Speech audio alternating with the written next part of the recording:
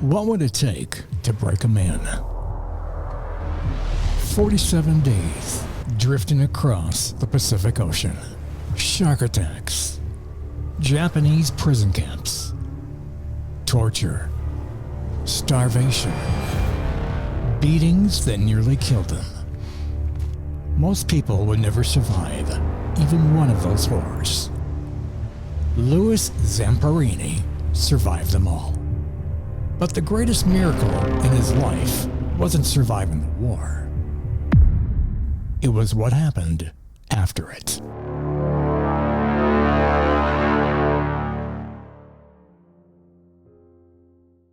Some stories are so unbelievable, they almost sound like fiction. Louis Zamperini's life is one of those stories. He was an Olympic runner, a World War II bombardier, a prisoner of war, and a man who experienced one of the most remarkable transformations of faith in modern history. This isn't just a survival story. It's a story about redemption. For Legends of Faith, I'm Rob Cutter. Louis Zamperini wasn't born a hero. He was born in January 1917 to Italian immigrant parents in Torrance, California. As a boy, he constantly found himself in trouble. He smoked, he drank, he fought, he stole anything he thought he could get away with. Teachers expected him to end up in jail. Neighbors locked their doors whenever Louis came around. But there was one person who saw something different. His older brother, Pete. Pete believed Louis wasn't running toward trouble. He was simply running. Pete convinced him to join the high school track team. At first, Louis hated every practice. But soon something remarkable happened. The kid, who couldn't stay out of trouble, became one of the fastest runners in America. Running gave him purpose, discipline. The direction of his life began to change. Only a few years after joining the track team, Louis qualified for the 1936 Olympic Games in Berlin. He was only 19 years old.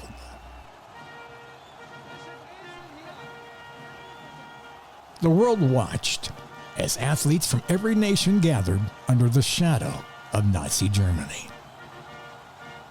Louis did not win a medal, but something extraordinary happened.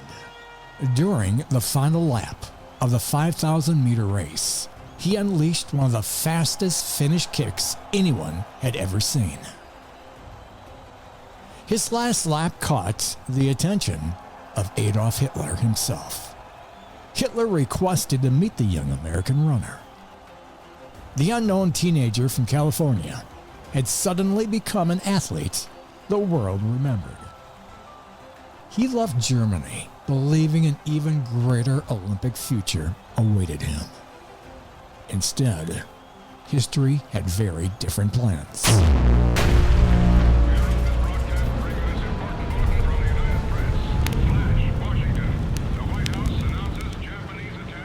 Just 4 years after Berlin, the Olympic dream disappeared. World War II had begun.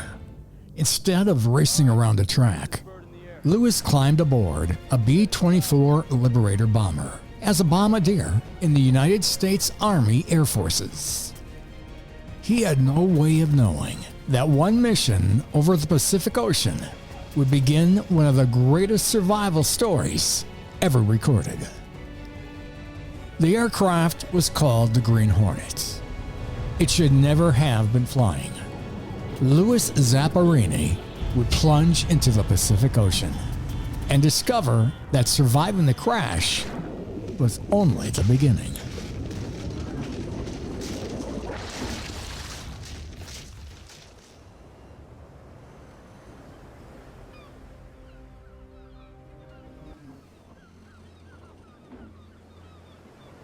The aircraft slammed into the ocean, ripping the bomber apart. 8 of the 11 men were killed instantly. Against overwhelming odds, Louis surfaced alive. So did pilot Russell Phillips. A third crewman, Francis McNamara, also escaped the wreckage. 3 men, 1 tiny life raft, more than 1,000 miles from land. Day after day, the Pacific became their entire world. No food, almost no fresh water, blazing heat during the day, bone-chilling cold at night. The men survived by catching rainwater whenever storms rolled in. They ate raw fish. They caught birds with their bare hands. Even flying fish that landed in the raft became precious meals. Every bite meant another day of life. But danger never rested. Sharks circled constantly. Sometimes they slammed into the raft itself. Other times they followed silently beneath the surface, waiting. Then came another threat. A Japanese aircraft spotted the tiny raft. Instead of rescuing the survivors, the plane opened fire. Bullets tore through the water. The 3 men rolled into the ocean to avoid the bullets, knowing sharks waited below. When the attack finally ended, the raft was riddled with holes, yet it still floated. The days stretched into weeks. McNamara, overwhelmed by hunger and despair, began eating nearly all of the emergency chocolate during the first days after the crash. Without enough food or water, his condition worsened rapidly. After more than a month at sea, he died. Louis and Phil committed his body to the ocean. Now only 2 men remained.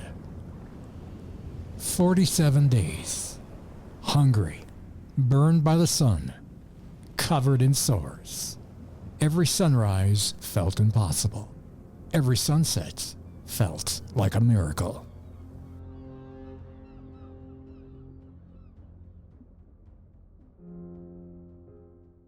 Most people would have given up long before this.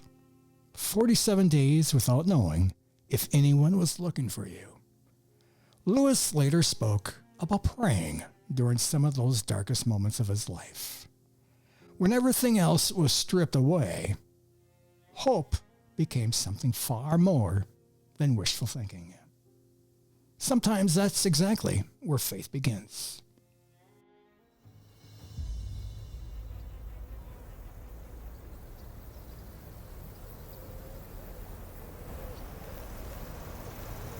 After weeks drifting on the high seas, over on the horizon, land. After 47 unimaginable days, Louis and Phil had survived one of history's longest recorded drifts on a raft. They believed the nightmare was finally over. Instead, it was only the beginning. The island they reached was occupied by Japanese forces. The starving Americans were captured. What awaited them over the next 2 years would test not only their bodies, but their very souls. Louis had survived the Pacific Ocean. Now he entered a prison where survival would take on an entirely new meaning. One prison guard would soon make it his personal mission to destroy Louis Zamperini. His name was the Bird.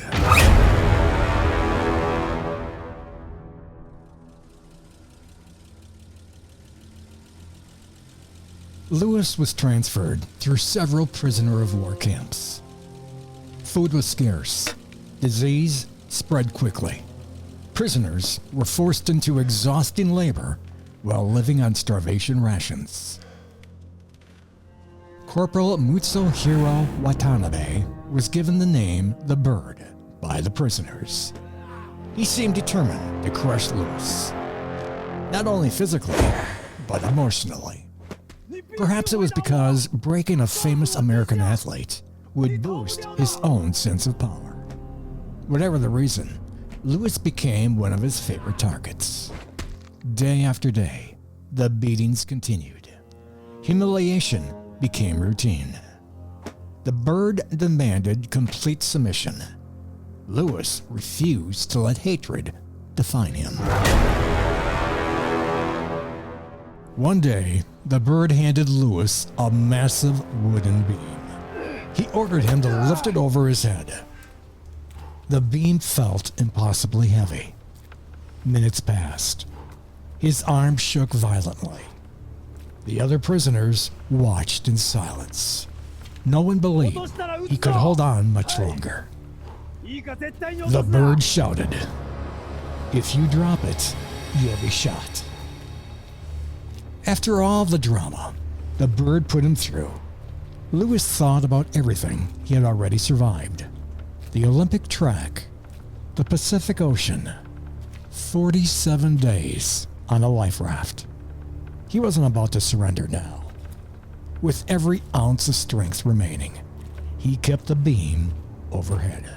Finally, defeated by Louis's refusal to quit, the bird exploded in anger. Even in captivity, the guard could not break the prisoner's spirit.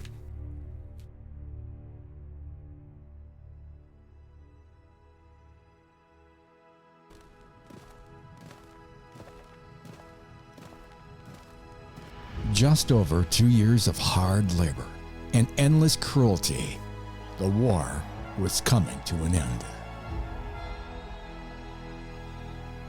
Japan surrendered. The prison gates finally opened. Louis Zamperini came home a national hero.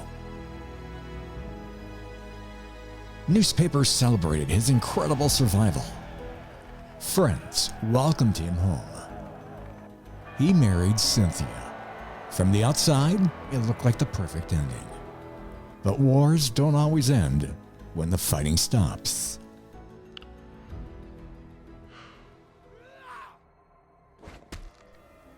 Night after night, Louis relived the prison camps. He woke screaming. He dreamed of the bird. His anger grew. Alcohol became an escape.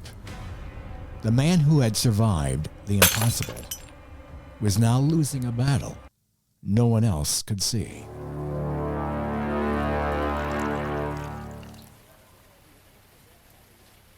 Louis Zamperini had survived the ocean. He had survived the prison camps. But he could not save himself. Then one evening, his wife convinced him to attend a meeting led by a young evangelist named Billy Graham. What happened there would change everything, not just for Louis, but even for the men who had once tortured him. In 1949, his wife Cynthia attended a Christian revival led by a young evangelist named Billy Graham. She experienced a dramatic change in her own life. She begged Louis to come with her. Reluctantly, he agreed. During the first meeting, Louis became angry and walked out before the message ended. But Cynthia convinced him to return one more time. As Billy Graham spoke about God's grace, Louis remembered something. Alone on that tiny life raft, he had prayed, he had promised God that if his life was spared, he would seek him. Now, 6 years later, God was reminding him of that promise. I'm going to ask you to come right now. Just get up out of your seat everywhere and stand right here. That night, Louis surrendered his life to Jesus Christ. Everything changed. Louis later said something remarkable happened. The nightmare stopped. The hatred that had consumed him began to disappear. He no longer needed alcohol to escape the memories. But God wasn't finished. Louis felt called to do something almost unimaginable. He returned to Japan, not for revenge, for forgiveness. He met with several former prison guards. Instead of accusing them, he told them he forgave them. Many were overwhelmed. Some accepted his forgiveness with tears. One man was missing. The bird. Corporal Muchihiro Watanabe. Louis hoped to meet him face to face. But Watanabe declined the invitation. Even so, Louis publicly declared that he had forgiven the man who had caused him so much suffering. Perhaps the greatest miracle in Louis Zamperini's life wasn't surviving the Pacific Ocean. It was that God transformed a heart filled with bitterness into one filled with forgiveness. Decades after surviving the war, Louis continued sharing his story around the world. He encouraged young people to choose hope instead of bitterness, to persevere through hardship, and to discover the freedom that comes through forgiveness. In 1998, at 81 years old, Louis returned to Japan. This time, not as a prisoner, but as an honored guest carrying the Olympic torch before the Winter Games. Now welcomed him back in peace. It was a powerful reminder that God can redeem even the darkest chapters of a life. Louis Zamperini's story is often remembered as one of survival. But survival isn't what made his life extraordinary. The same man who endured starvation, torture, and unimaginable suffering chose to extend grace instead of revenge. He refused to let evil have the final word. What do you think? Leave a comment and don't forget to hit that like and share button below. Until next time.